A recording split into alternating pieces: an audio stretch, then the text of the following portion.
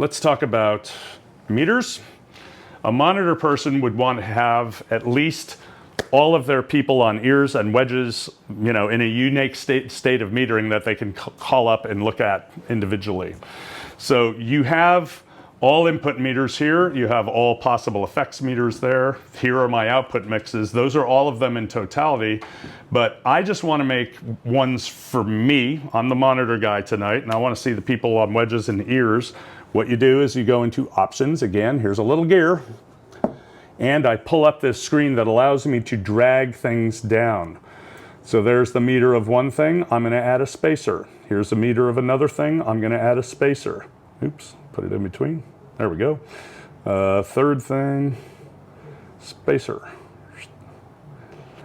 The point being, I can come up with a custom little observation point. So if I go over to mix, I want to look at people's ears. I thought in DLive you could block select these, but I guess not. So there's 4 buses. Let's put a spacer in between everything.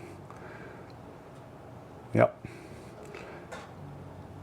And one more. So boom, I hit apply. And now I close that.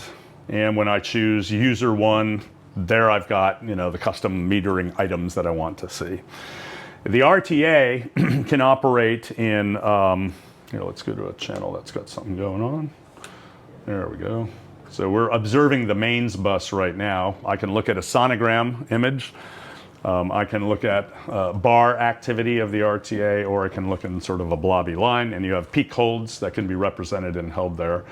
I think that looks cool, but most people, if you're going to get into that level of observation of sonic impact, you're going to have smart and $10,000 omnidirectional mic in the room, right?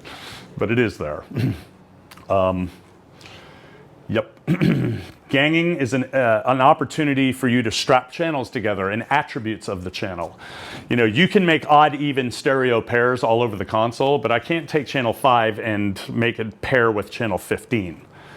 What if I want to do that? Or what if I've got a bunch of lavaliers that I all want strapped onto one fader, so when I EQ one, I EQ them all, or I mute one, I mute them all. You can do some of these things with DCAs, but you certainly can't control the signal processing of those individual things assigned to a DCA. So if I go to inputs and I choose 1, 2, 3, 4, and I hit apply, now these 4 faders are all together now. And look what happens when I go to EQ. Oops. So they're all changing together based on the attributes that I tied together here, right? Maybe you just want fader and mute to be strapped together. Oops. And I hit apply. Now, the EQ is not affecting the others, but the fader and mutes are tied together. You can have 16 instances of ganging things. Why some people may want to do this, or they could make, like, let's say you've got 5 mics over congas and toys and stuff, like a little percussion rack.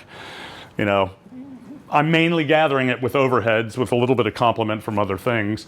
I can have 4 mics gang together, come over here, swap these 3 off the console to save myself some top deck fader space, or just bury them somewhere else. And now I've got 1 mic that's going to do not only level, but signal processing for a gang of mics. Again, maybe a bunch of lectern mics you want to do that with, or I don't know, it depends. I think that's a bad example because, I am a very loud, deep-voiced person. Enrico is a very gentle, high-voiced person. You wouldn't want us hey! All right, ganging, 16 instances of things that can be strapped together and ganged. Talked about metering, talked about the I/O screen. The routing screen is kind of self-evident. Something I didn't mention, this is kind of neat, particularly if you're ringing out wedges. Let's go to signal processing of that NEQ. So I mentioned how we have an additional 12 bands of graphic. However, if I'm just using a graphic EQ, I can drop the faders on the deck, right? The bus that I had that I'm working on gets pushed over to the end. And here it is, right? I'm PFLing it now, so I see RTA activity not only up there above the EQ itself, but also onto the individual frequencies down here. I can create an EQ curve. We've all seen that before, right? What about these? Where are they? Why isn't, what? Well, I don't have 28 faders worth of fader available to drop a 28 band graphic EQ on it, so I have to tap it twice. Notice when I go to fader flip, it basically just moved the curve over.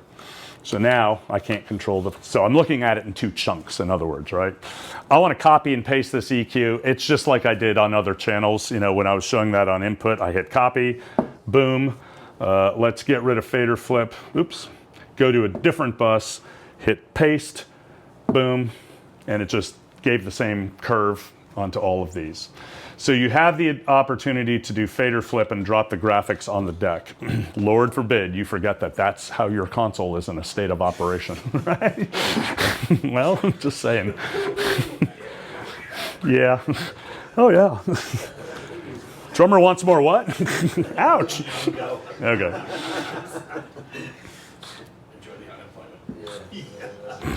Okay, utility. This is a housekeeping measure. This is something I usually forget. Kind of wrapping up how you're running the show file. The good practices is when you are working on a scene or scenes, you definitely want to, you know, store it. And that will save it within the show file, but then you got to go to utility, memory, and hit overwrite. It will not be permanent unless you hit overwrite. If I hit recall right now, it's just going to reload the show file, undoing everything I just did. So that's kind of a best practices thing. Are you using user profiles, by the way, to lock people out of things? No, I'm not. Should I be? You can. It's actually something I forget to talk about. You can have an administrator who has the keys to the kingdom, and then if you have other people under you who are not terribly knowledgeable, and you want to restrict them from chunks of the console, you go to config, user profiles. The administrator, you set yourself a password, so every time you walk up to the console, you unlock it. Or you can have a user who has their own password, and when they log in, you have previously set permissions for what they're allowed to do. Like, for example, the first thing you'd want to lock out is the ability to EQ outputs. Right? Because your room is dialed in. Nobody should ever mess with output EQs. But if you want to keep them from making memory saves, you don't want to have them overwrite your stuff, you can lock them out of that. If you go through these tabs, you can keep them from making patch changes. You know, you can make it just a fade or mute machine if you want.